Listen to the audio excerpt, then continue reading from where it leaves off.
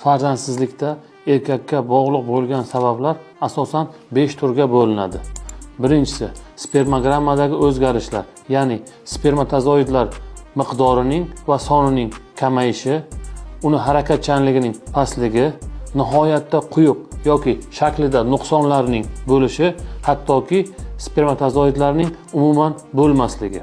Ikkinchisi, gormonal o'zgarishlar, ya'ni testosteron miqdorining kamayishi, LG-FSG gormonlarining ko'tarilib ketishi, qalqonsimon bezdagi buzilishlar va prolaktinning oshib ketishi. Turli kasalliklar, masalan, varikoseli, urug' yo'llarining tug'ma yopiq bo'lishi, prostatit va boshqalar.